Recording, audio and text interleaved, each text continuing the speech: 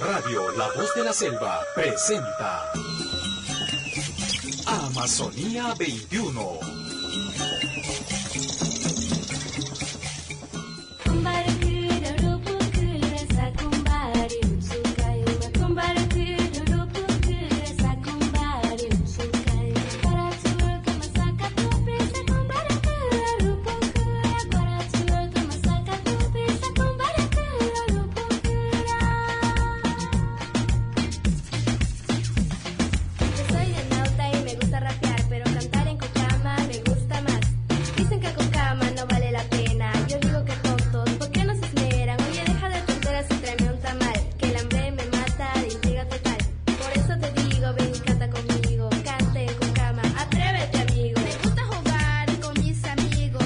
Hola, ¿cómo están? Muy buenas tardes, tengan todos ustedes bienvenidos a Amazonía 21 a través de los 93.9 del dial. Gracias por estar ahí como todos los sábados. Un gran abrazo a todos y cada uno de ustedes para compartir la programación que tenemos preparada para el día de hoy. El programa que tenemos preparado para el día de hoy, este sábado, que está fiel a las características de nuestro clima, con un sol radiante ya a mediodía. Y como siempre, deseando que Dios bendiga a cada uno de sus hogares y los alimentos que a esta hora, porque así somos los amazónicos, temprano nomás almorzamos, puedan estar allí en el hogar producto del esfuerzo de cada uno de los padres y madres de familia que sacan adelante a sus respectivas familias. Estamos aquí en los 93.9 con Amazonía 21.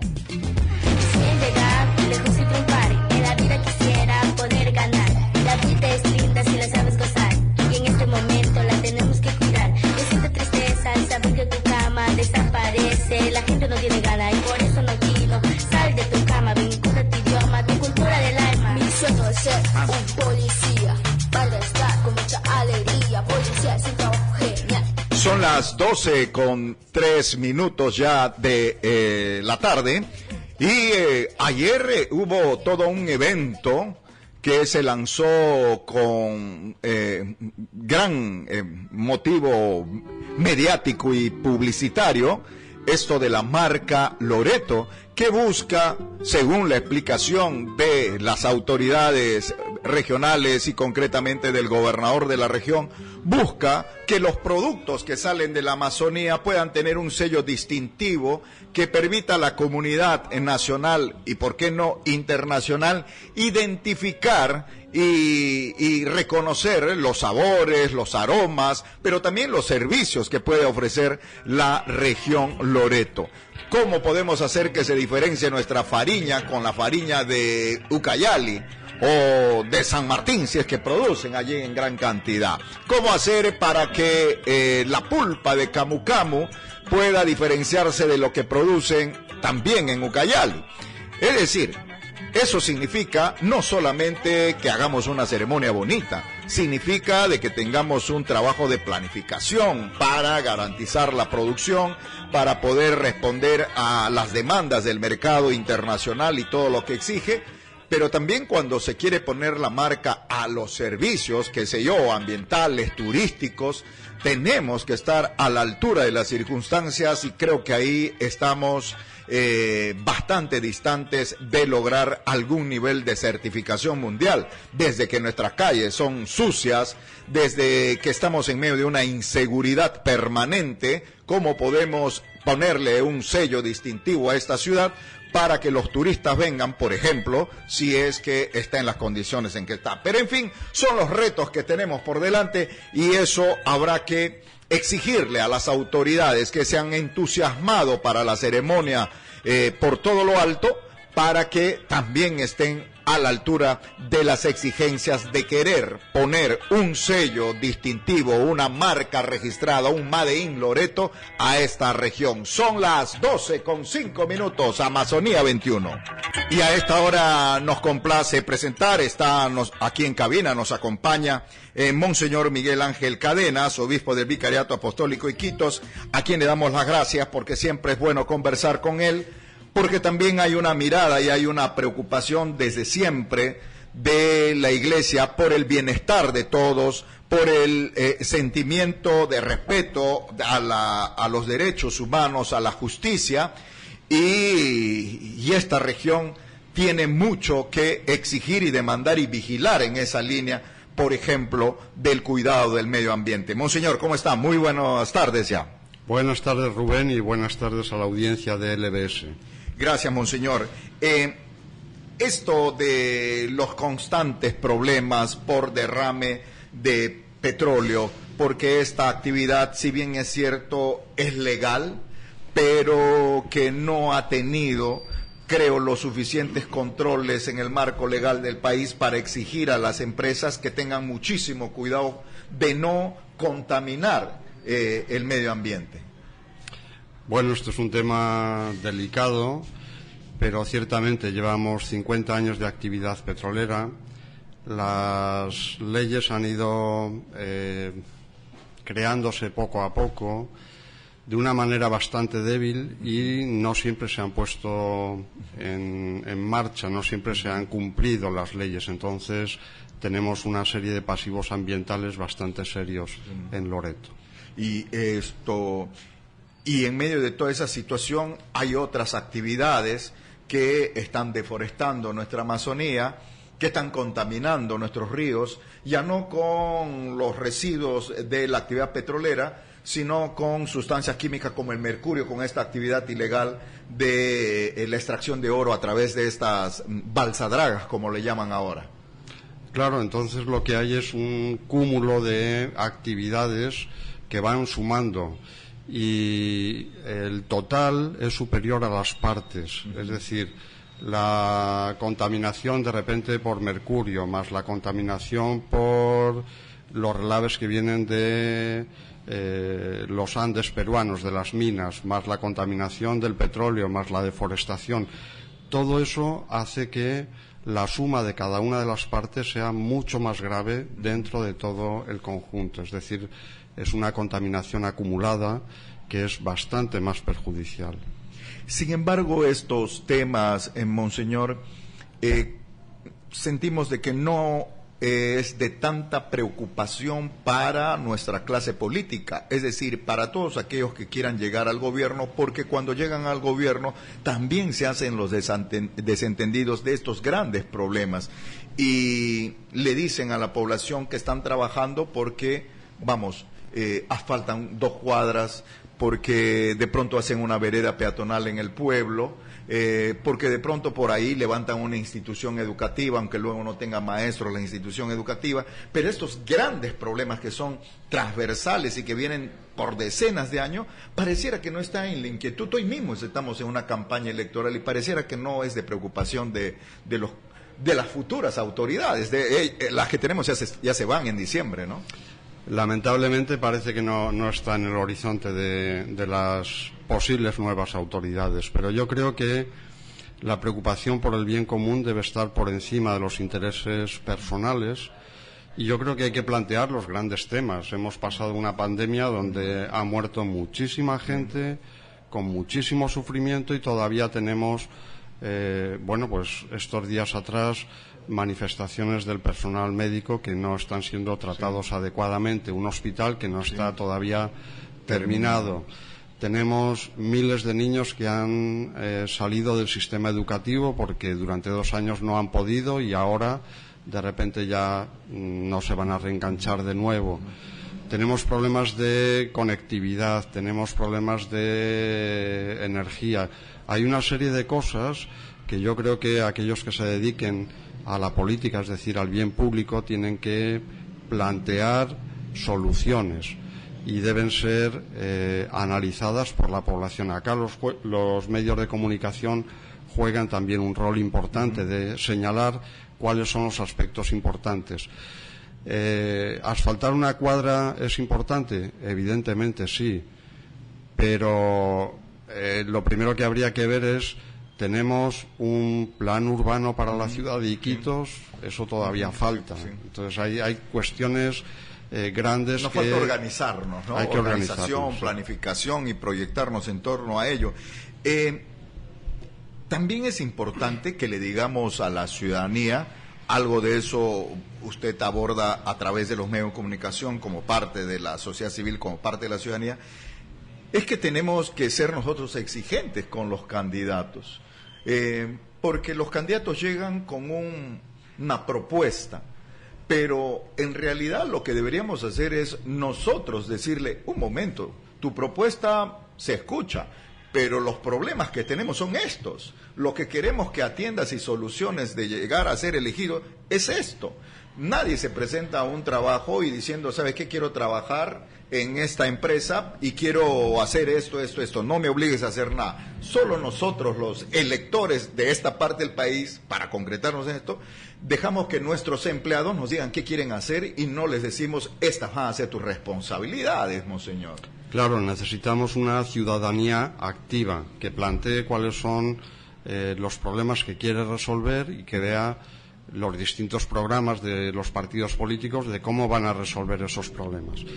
Insisto que ahí los medios de comunicación sí tienen una tarea importante y creo que como ciudadanos, estoy completamente de acuerdo con lo que dices, debemos exigir a aquellas personas que plantean la posibilidad de dirigir los destinos de este departamento, pues que tengan en cuenta cuáles son las aspiraciones de la población, las grandes aspiraciones de la población. Esto parece de que son razones para que una región tan extensa sea difícil de administrar, sea difícil de gobernar. Sin embargo, los problemas a veces están en las grandes ciudades y también con mucho tiempo y que no son atendidas. Y como parte de este crecimiento desordenado que usted nos indica, aquí en Iquitos tenemos grandes problemas. Lo del asentamiento humano Iván Vázquez y 21 de septiembre, que está en la ciudad de Iquitos, en Iquitos ciudad. Pareciera de que es una historia de otro mundo y que no está tampoco en la retina, en la preocupación de nadie, de las autoridades mucho menos, monseñor. Sí, bueno, a mí esto me parece absolutamente escandaloso, ya que haya poblaciones que tengan que vivir al lado de un desagüe a cielo abierto. Esto me parece que no es aceptable en ninguna circunstancias. No son los únicos asentamientos que están así, hay muchísimos más. Pero hay un dato que me parece preocupante. La Defensoría del Pueblo en el año 2019 publicó un informe, creo que era el número 02 del 2019, sobre acceso a agua potable en Loreto. Resulta que Loreto es el departamento del Perú con menos acceso al agua potable, en torno al 56%. La mayoría de los departamentos tienen de 90% para arriba. Y el segundo departamento, que estaba en peores condiciones, Puno, tenía 15 puntos de porcentaje superior a Loreto. Es decir, lo que ocurre es que no se está invirtiendo suficientemente en Loreto. Y parece que además, cuando se invierte, no se está haciendo de manera adecuada, porque este problema de los asentamientos 21 de septiembre y Iván Vázquez no es de ahora, llevan 2 décadas viviendo ahí y en 2 décadas nadie ha hecho nada por ellos.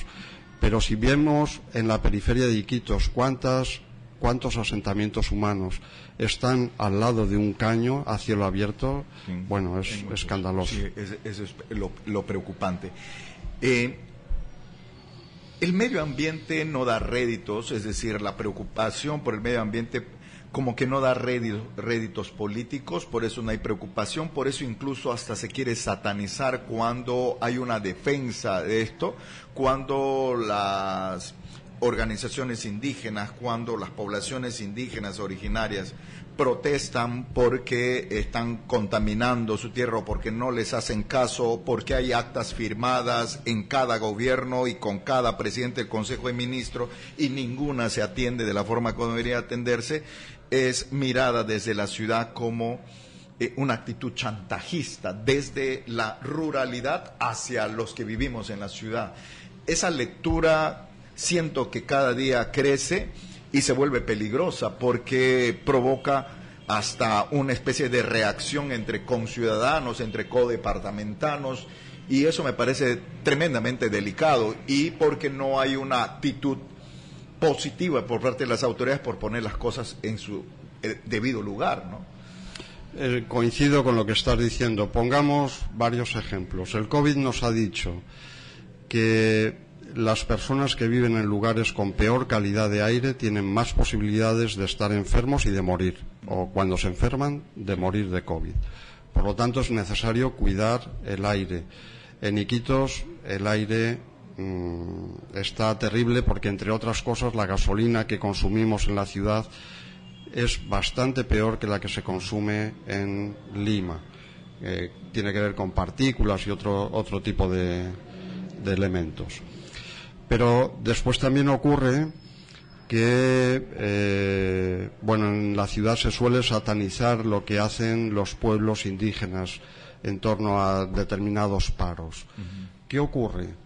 Los peores niveles de anemia, los peores niveles de escolarización y alfabetización, los peores niveles de atención en salud, los peores niveles de cobertura de Internet, todo está en territorios indígenas, que han sido fuertemente impactados por algunas industrias extractivas. En mi opinión, lo que ha ocurrido es que, por poner el ejemplo de la industria petrolera, que no es el único, lo que ha sucedido es que a través del canon petrolero han comprado la conciencia de la ciudad, especialmente de aquellos que han sido autoridades. Yo creo que ya es el momento de decir hasta aquí, porque ahora es necesario que, si queremos conservar la vida del planeta y si queremos tener una vida digna, necesitamos un medio ambiente sano. Por lo tanto, no se trata de decir que todos los pueblos indígenas son como Adán y Eva en el paraíso. No es eso. Pero tampoco es justo que ellos tengan metales pesados en su sangre. Hay una situación que tiene que informarse y entenderse en su justa medida. Y porque también siempre escuché, Monseñor, que un pueblo, una sociedad que se preocupa no solamente de la ciudad, sino de la zona rural, es porque está pensando también en la ciudad. Pensando en la zona rural, piensas en la ciudad. Por ejemplo, ¿por qué nuestros hospitales colapsan? ¿Por qué nuestros grandes colegios también colapsan? ¿Por qué se establecen asentamientos humanos en medio de las aguas servidas? Porque la gente de zona rural quiere salir para que sus hijos tengan posibilidades de estudiar como el de la ciudad, para que puedan tener acceso a estudios superiores, para que puedas tener acceso al trabajo, porque a la ruralidad no le haces caso. Y entonces, cuando llegó el petróleo, se convirtió en el gran boom y la posibilidad de trabajo. Esa mirada centralista también termina perjudicándonos y apretándonos como ciudad. Y ahí están los ejemplos. México, ciudad, Lima misma, cómo está presionada, Iquitos como tal. No aprendemos de esas elecciones que también por décadas se nos dicen, y otras sociedades lo practican y viven en esa situación de armonía y de estabilidad, ¿no? Completamente de acuerdo. Justo antes de entrar en cabina me estaba llamando un animador cristiano del río Urituyacu, una persona que nosotros apreciamos mucho. El río Urituyacu, para venir hasta acá, pues son 3 o 4 días desde su comunidad. Un indígena urarina que ha venido con una señora que tiene que dar a luz y no había condiciones en la comunidad, llega hasta la ciudad de Iquitos. Esto es indignante. Sí, indignante. No es posible que haya un hospital antes donde le puedan atender. O sea, ¿cómo aquello de, ya no un hospital en las capitales provinciales, pero por lo menos un centro de salud con toda la facilidad, como para atender partos? O sea, aquí todas nuestras mujeres traen sus hijos en sus respectivos lugares. Es inconcebible que desde la frontera tengan que llegar para que en el hospital Iquitos puedan dar a luz. Eso viene desde siempre, pero nadie se preocupa de eso, nadie le da atención a eso. Piensan en los paliativos, en ambulancias fluviales que finalmente después se tiran el motor y el presupuesto para la gasolina y se quedan de adorno ahí en el puerto al lado de la comunidad. Son esas cosas y esa mirada que hace que tengamos autoridades regionales que piensan como alcaldes y los alcaldes que simplemente ya ni piensan en sus responsabilidades. Y ahí tenemos una región con todas sus cifras que pareciera maquilladas por momento, pero que nuestra realidad ahí, cuando nos damos cuenta en el día a día, nos demuestran que no avanzamos mucho, ¿no? Evidentemente, no solo no avanzamos, sino que no avanzar significa que te quedas postergado. Sí, pues. Y lo que está ocurriendo en el mundo es que cada vez la desigualdad está aumentando. Entonces, las personas que consiguen vivir dignamente tienen unas condiciones y aquellos que no llegan se están quedando muy por debajo de las condiciones mínimas. Habitualmente, pueblos indígenas. Los que están en peores condiciones son precisamente poblaciones indígenas. Yo creo que ya es hora que nuestros políticos, los actuales y los siguientes, que es exactamente igual, no piensen únicamente en cómo administrar lo que tienen, que eso está bien si lo hacen bien, pero no es suficiente. Deben hacer política, es decir, deben procurar solucionar los problemas de todos los ciudadanos de Loreto, y esto significa que tiene que haber una mayor inversión del Estado en Loreto. Es uno de los departamentos donde menos se invierte. Y justamente teniendo como pretexto como reciben el cano, como tenían reintero tributario y esas cosas. El presidente de la República acaba de reunirse con los gobernadores regionales y ha puesto en la agenda esto de reactivar el acuerdo nacional. ¿Qué es ese punto de encuentro que necesita el país, pero que a veces ha estado ahí simplemente para lo protocolar? En esa línea, es decir, qué bueno que cada autoridad se preocupe de su periodo, pero ojalá podamos tener estadistas, gente visionaria, líderes que piensan más allá de sus 5 periodos o años de gobierno, pero para eso necesitamos niveles de diálogo, de concertación, de puntos de encuentro. ¿Cómo puede ser posible que si estamos en campaña política no tengamos gestos de los candidatos para decir, a ver, todos, ¿cuál es la preocupación? ¿Por qué una mujer tiene que venir desde el Urituyacu hasta Iquitos a dar a luz? ¿Quiénes son los candidatos al gobierno? A ver, pongámonos de acuerdo, ¿qué podemos hacer? ¿Por qué? Porque la solución va a ser de beneficio para todos, no tiene que tener tinte político, pero no sé si le estoy pidiendo peras al olmo, o como yo digo, pijuayos al aguaje, monseñor, pero ese también creo, insisto, en que debemos dejar la comodidad de agarrar nuestro DNI e ir a votar el día de las elecciones para que no nos pongan multa. Porque creo que las consecuencias de ser irresponsables al elegir es mucho más cara que la multa que vamos a pagar después. Sin duda. De hecho, ahí está. Ya llevamos muchos años votando así y las consecuencias son nefastas. Yo sí creo que necesitamos una mayor conciencia política en el sentido de preocuparnos por el bien común y de solucionar los problemas de la gente, especialmente de los más pobres. Estamos en esta etapa de Cuaresma, estamos preparándonos para la Semana Santa, y cuando hablamos de estas cosas, siempre a veces en el interior de nuestros hogares, en la familia, como personas, como creyentes, decimos, ¿qué estaremos pagando? Hay una famosa frase, Dios mío, ¿qué estaremos pagando para estar viviendo lo que estamos viviendo? Pero, claro, la reflexión es importante, que nos podamos hacer una evaluación, mirarnos para adentro, pero también hemos dicho, a Dios rogando y con el mazo dando, ¿no? Hay que actuar también, y actuar significa que podamos asumir cada quien nuestras responsabilidades, ¿no?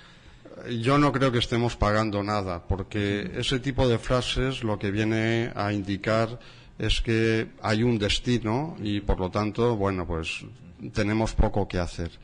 Los cristianos lo que pensamos es justo lo contrario, tenemos libertad y debemos ejercer nuestra libertad. Si nos equivocamos, bueno, pues ahí están las consecuencias, pero debemos ejercer nuestra libertad de tal manera que podamos ir aportando al bien común aquello que nos parece una mejor solución para todos. Creo que es importante que en este tiempo de Cuaresma pensemos, por lo tanto, utilicemos la racionalidad de mirar más allá de los propios intereses, empezar a mirar a toda la región y decir, bueno, cuáles son los grandes problemas en X años qué es lo que queremos resolver y para resolver esto qué es lo que hay que hacer. Tiene que haber condiciones mínimas. El acuerdo nacional es fundamental en esto. Y ojalá pudiera haber acuerdos regionales, acuerdos provinciales, para que justamente el diálogo nos lleve a ese encuentro que necesitamos, y que no significa estar de acuerdo con la forma de mirar, sentir y pensar del otro, pero sí de tener esos puntos de coincidencia sobre los reales problemas y que están por años ahí en cada uno de nuestros pueblos. Esa posibilidad de diálogo, de encontrarnos, creo que ojalá podamos establecer los peruanos y los loretanos, ¿por qué no? Monseñor, muy amable, gracias por haber estado con nosotros en Amazonía 21. Muy bien, muchas gracias y buenos días. Y permítanos, por favor, Monseñor, a nombre de Amazonía 21, entregarle, por favor, uno de los polos que tenemos para nuestros amigos y nuestros oyentes, ahí también al padre Manolo, que acompaña a Monseñor, para que se lleven de recuerdo del programa Amazonía 21. Un gran abrazo a todos y cada uno de ustedes. Nos vamos a nuestra pausa. Estamos en Amazonía 21. La vulnerabilidad política tiene que ver también con las prácticas de clientelismo político estatal que utiliza políticamente la desgracia de la gente, fomenta la dependencia, la inacción para reclamar y formular propuestas. Un mensaje de Oxfam, Vicariato Apostólico de Iquitos y Radio La Voz de la Selva, con el apoyo de la Unión Europea en el proyecto Ecoamazonía. En Radio La Voz de la Selva estamos presentando Amazonía 21. El día lunes a las 6 de la mañana está programada nada más y nada menos que una movilización en la ciudad de Iquitos, donde el gremio forestal va a salir a las calles para anunciar jornadas de lucha ante la crisis del sector forestal precisamente. Piden que se declare en emergencia la actividad forestal en Loreto. Gremios y asociaciones formales del sector forestal se declaran en pie de lucha entonces y anuncian una movilización por las calles de la ciudad de Iquitos para este lunes a partir de las 6 de la mañana.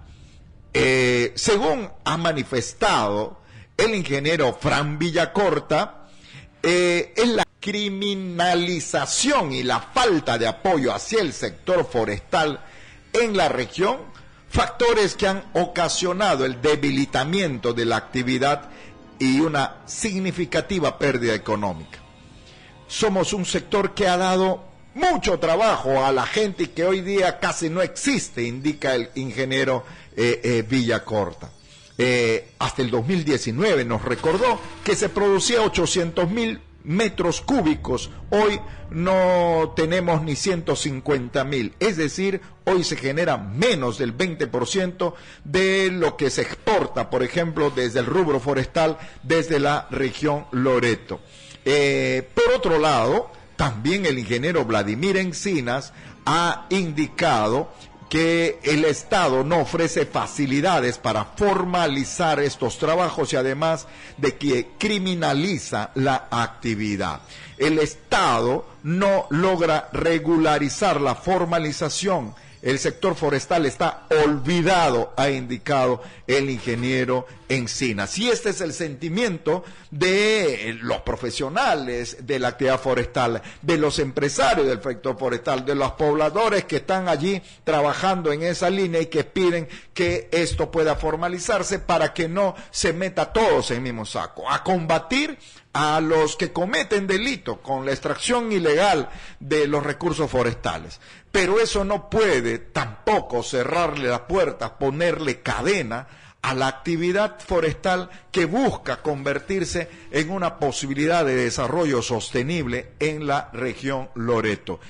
Nos vamos, señoras y señores, aquí en Amazonía 21 con nuestro siguiente invitado. Amazonía 21.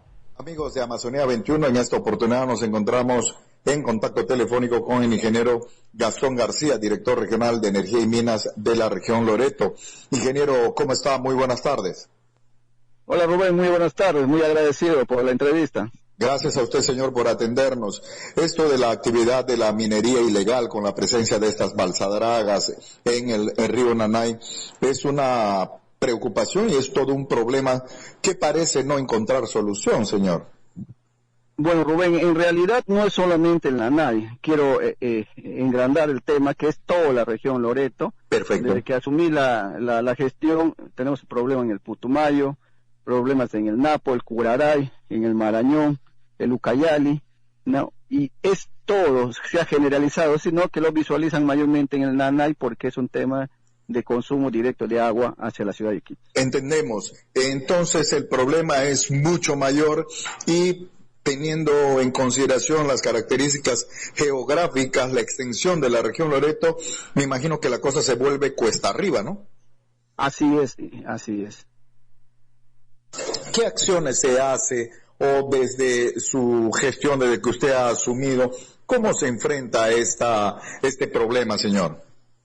Bueno, desde el 2019 que asumimos la Dirección Regional de Energía y Minas, se comenzó en primer lugar visualizando y viendo el problema de la minería en toda la región y se convocó a la primera mesa técnica de lucha contra la minería ilegal que nace entre octubre del 2019, en las cuales participan las diferentes entidades del Estado, ¿no? ANA, las áreas ambientales de los municipios, estoy hablando de San Juan, del Alto Nanay, Punchana, Iquitos, Fiscalía Ambiental, Policía Ambiental, Marina de Guerra, ¿no? Y otros actores que están involucrados, ¿no? Dentro de la zona, dentro de la región Loreto.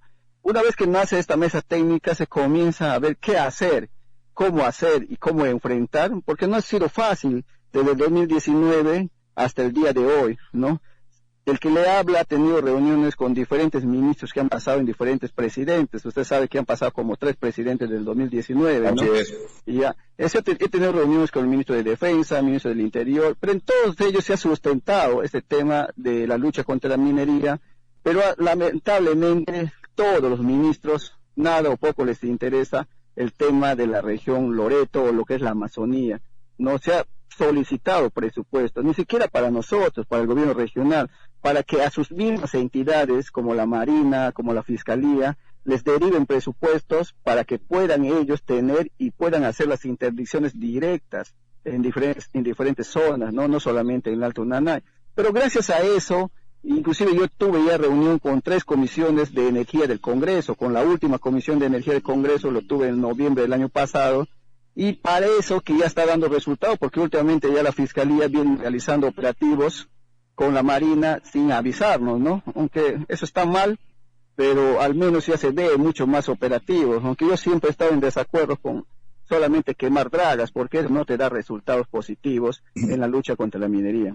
Según la información de la Fiscalía del Ambiente, indican de que ya van 7 operativos en el río Nanay solamente, se han destruido, se han hundido 60 balsadragas aproximadamente, pero esto es como, decíamos un ejemplo, como la fumigación. Se fumiga y al poco tiempo aparecen nuevas dragas, y entonces ahí demuestra de que hay un poder económico detrás de todo esto que es mucho más fuerte, mucho más complejo, y se aprovechan también de las necesidades de la población. Sí, indiscutiblemente, bueno, ellos son poderes muy aparte de nosotros, independientes. Nosotros no podemos interferir en lo que puedan hacer ellos, ¿no? Pero lo que sí le comento es que nosotros hemos impulsado, hemos generado, hasta nos hemos enfrentado al tema de las mafias. Muchos ya han pedido cabeza, ¿no? En ese sentido, porque durante la historia que viene de más de 30 años, 40 años de minería ilegal, nadie se ha atrevido como yo a luchar contra la minería ilegal. Nadie ha sacado el rostro en los medios de comunicación, en los periódicos, a enfrentar a esta mafia, que es una mafia organizada y muy poderosa, en las cuales nosotros tenemos, ahí hemos escuchado que haya hasta autoridades, ¿no?, de la región que participan en esto. Pero eso es un tema de que la Fiscalía lo maneja y ellos tienen la función ya de actuar. Nosotros no. Entendemos que por esas denuncias que usted ha evidenciado ha señalado, también ha recibido amenazas contra su persona. Y la pregunta sería, ¿qué niveles de respaldo a lo que usted está haciendo esta lucha frontal en cuanto a la seguridad de su vida, en todo caso, señor? Bueno, en todo caso, yo he tenido que actuar solo por mi tema de seguridad. Mira, en el evento de Nauta, ¿no?, que he tenido la agresión no mandada, que casi me linchan en Nauta por un tema, ¿no?, de electrificación, pero yo me enteré que estaba sumado a eso, ¿no? El objetivo era lincharme, que ahí me apoyaron, y la misma policía me tomó prisionero y la fiscalía me abrió proceso, como si yo fuera el delincuente, ¿no? Entonces eso no es de entender. Las cosas al revés. Claro, las cosas son al revés, o sea, ¿cómo es posible? Sí, le escuchamos. ¿Aló? Sí, ingeniero, le escuchamos. No, entonces eso no es posible, ¿no? Que nosotros estamos en la lucha, nosotros no somos parte de la organización criminal, nosotros no somos los delincuentes en ese sentido. Al contrario, desde el 2019 también hemos hecho varias denuncias sobre minería ilegal en lo que es canteras de arena, pero sin embargo no hemos visto resultados. Pero ya nosotros hemos dejado ahí el tema y no nos queremos meter más porque son poderes del Estado muy poderosos que a veces ya nos da miedo también enfrentarnos contra ellos. En esas coordinaciones que ha hecho al más alto nivel, usted señala de que ha conversado y ha presentado, expuesto a la situación en la región Loreto ante el Ministerio de Energía y Minas y ante los titulares que se han ido presentando en medio de toda esta coyuntura política que le ha tocado vivir al país. ¿Qué respuestas en concreto, qué grado de interés hay en el Ejecutivo para darle una mirada a lo que sucede en la región Loreto en torno a la actividad ilegal de la minería? Ninguna, hasta ahorita no hay ninguna, no ha habido nada. Inclusive el ICE participó el congresista Morante es miembro, claro, es miembro de la Comisión de Energía actual del Congreso, pero no hace nada tampoco, ¿no? Solamente ha felicitado la acción que estoy haciendo, pero yo no vivo, la región no quiere felicitaciones sobre acciones, quiere resultados, que el Congreso y el Ejecutivo pues lancen las salvavidas, ni siquiera al gobierno regional, sino a las instituciones, ¿no? Como la Policía Ambiental, la Marina o los FOES, ¿no? La Fiscalía, que tengan mayor presupuesto. Yo he solicitado inclusive puestos de control estratégicos en diferentes zonas de la región, pero tampoco lo quieren. ¿Por qué? Porque detrás de ellos hay grandes intereses, grandes empresarios que se oponen, que mueven millones en el tema de la minería ilegal, y que no están acá, me imagino que estarán arriba, porque para que el Congreso, el Ejecutivo también, o sea, no den presupuesto para luchar. Entonces, aquí estamos, aquí se está dando este tema, ¿no? Entonces vamos a seguir en eso. Yo soy un ave de paso, yo ya estoy por salir de la función, pero lo que hemos es empujar. Esperemos que el próximo director que ingrese en la próxima gestión ya haga también la labor, o de repente no haga por temores también a que pueda sufrir, ¿no? Ingeniero Gastón García, precisamente el congresista Jorge Morante, al ser consultado sobre esta situación de la minería ilegal, la actividad ilícita allí en los ríos y concretamente en lo que ocurría, lo que viene ocurriendo en el río Nonay, ha manifestado de que de pronto una salida a toda esta problemática es que se busque legalizar la actividad de la minería fluvial en el sentido de que formalizándose se cuidaría de que no se envenene la mano de obra que pueda estar allí dando trabajo en las comunidades, y él considera de que hay que legalizar esta actividad, buscar su formalización. ¿Qué opinión tiene usted? No, en realidad no es por un tema de la legalización, formalización, porque ya existe el proceso de formalización.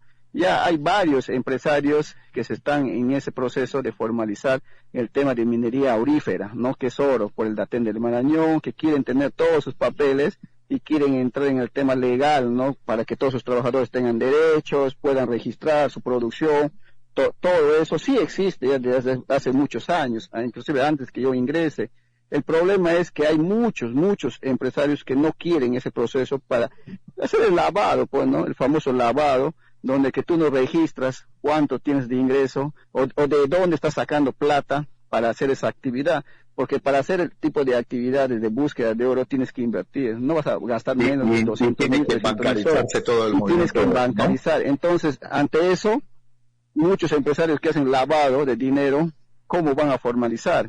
No pueden, entonces no les conviene, no es eso, o sea, no va por el tema de la formalización, porque el proceso de formalización ya existe y se está dando, y yo lo estoy viendo y estamos analizando y estamos avanzando en ese proceso. Creo que el congresista Morante no tiene información, está mal asesorado en ese tema.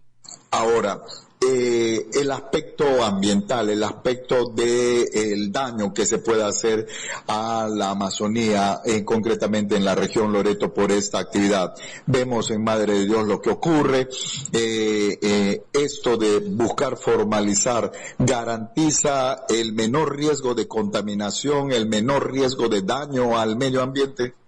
Sí, porque existe la aprobación del estudio de impacto ambiental, donde que hay un control, donde que tú puedes controlar, puedes exigirles que ellos cumplan, porque ellos firman una declaración jurada de compromiso, donde que la misma policía ambiental, la misma fiscalía ambiental pueden intervenir, pueden ingresar, o sea, pueden hacer ese tema de la fiscalización.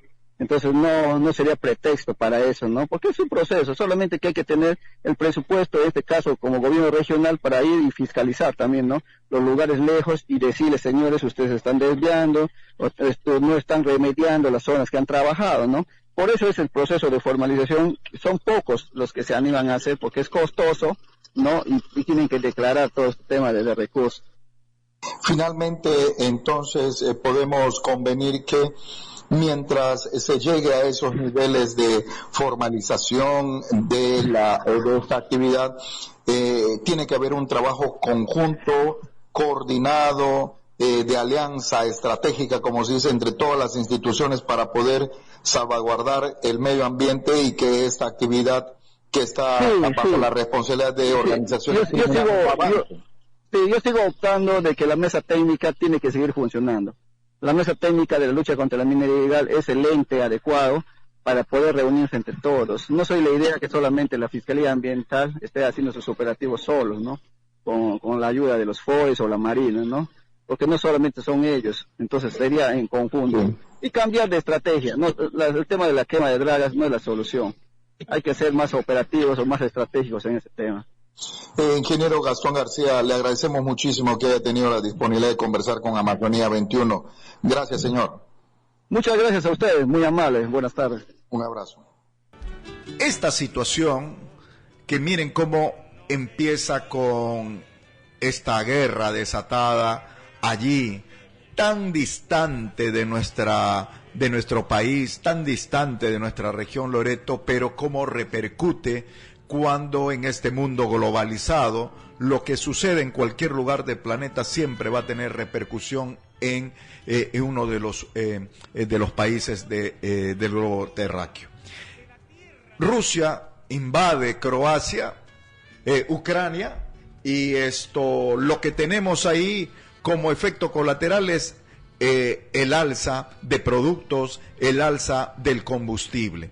Y el mercado internacional del petróleo marca justamente esos ajustes, y luego en la capital de la República, en Lima, se ve cómo se ajustan los precios, el galón de gasolina que sube varios puntos, y aquí en la ciudad de Iquitos también se incrementa la gasolina y empieza a desatarse todo un problema de tipo social. No tan fuerte que digamos, pero vaya, estamos en plena reactivación, la gente está queriendo salir de esa difícil situación que le ha tocado vivir, y entonces la tarifa 3 soles del mototaxi ya no es 3 soles, es 4 soles, entonces allí empieza la pugna, los mototaxistas indican de que está subiendo el combustible y hasta los repuestos, como los repuestos vienen desde el extranjero, entonces también ahí hay una serie de explicaciones y argumentaciones. Y por otro lado, los usuarios dicen, oiga, un momento, pero tienes que tener en cuenta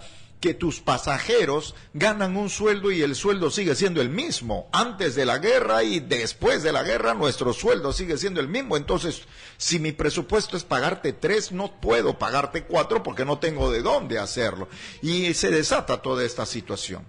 Ahora bien, en la región Loreto, el transporte fluvial es el medio más usado.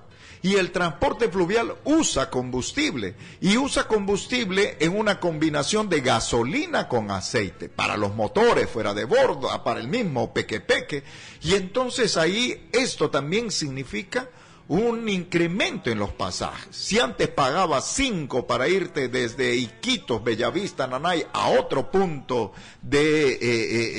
cercano, llámese Indiana, llámese Barrio Florido, ¿no? Hoy se ha incrementado el pasaje también.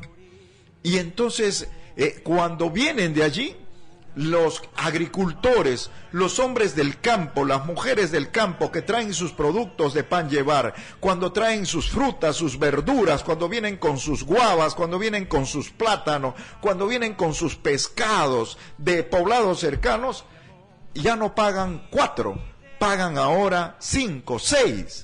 Y entonces al retorno también tendrán que pagar 5 o 6. El costo de su producción se incrementa. Y eso tiene a que tengan que subir también sus productos. La gente se pregunta, oiga, ¿por qué sube el pepino? ¿Por qué está subiendo la lechuga regional? ¿Por qué el pescado está más caro? Y es que toda es una cadena económica que repercute de una u otra manera en la economía de nuestra región también. Esto para pintar un poco esta situación que vivimos en la región Loreto. Estamos en Amazonía 21. Estás escuchando Amazonía 21.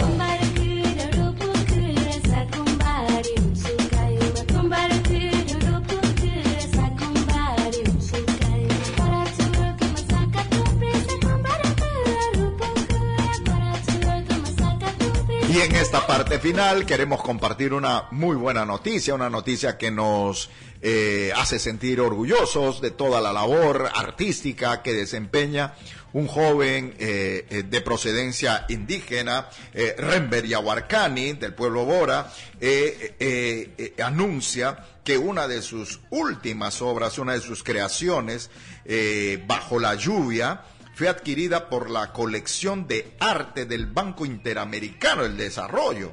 Y esto significa todo un gran respaldo, repetimos, al trabajo de Rember Yahuarcani, cuyas obras, cuyas pinturas, porque él es un reconocido pintor, que basa el motivo de sus obras en su justamente procedencia indígena, en sus ancestros, en su cosmovisión, y plasma ahí en sus lienzos esas cosas que tienen que ver justamente con lo indígena, con lo misterioso de la selva, con el bosque, con el hombre, con la mujer, su relación con el agua, con el río, con la cocha.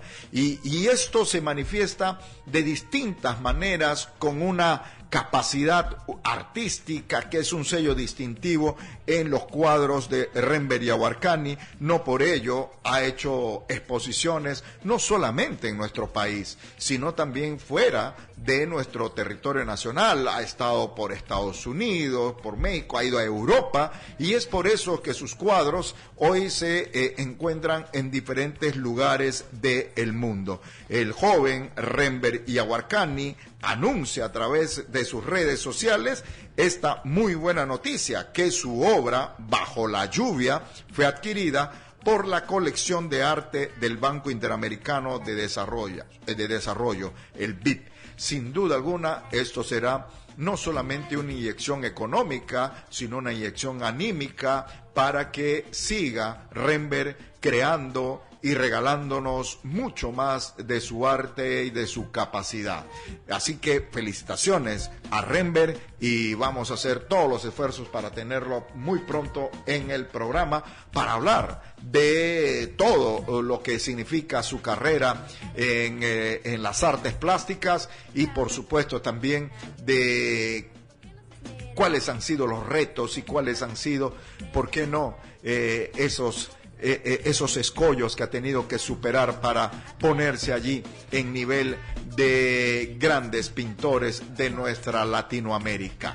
Nos vamos, señoras y señores, no hay tiempo para más. Muchísimas gracias por la atención prestada, recordándoles a todos los que viven en la ciudad de Iquitos y como a manera de información que este lunes a las 6 de la mañana salen los gremios vinculados al sector forestal porque consideran que el gobierno lo único que está haciendo con sus recientes medidas es criminalizar la actividad forestal y no impulsar la formalización, la legalización de aquellos que están justamente en la actividad ilícita y que son también señalados como responsables de deforestar sectores de nuestra Amazonía, de nuestra región Loreto. Un abrazo a nombre de todo el equipo. Nos encontramos, Dios mediante, el próximo sábado, como siempre, a partir de las 12 del mediodía, aquí en Radio La Voz de la Selva. Así es, Radio La Voz de la Selva en el año de sus bodas de oro. Nos vamos, un abrazo. Por esto de los niños como aves en el panal deberían estudiar el cucama tradicional. Hemos presentado Amazonía 21, todos los sábados de 12 del mediodía a 1 de la tarde, por los 93.9 FM, Radio La Voz de la Selva.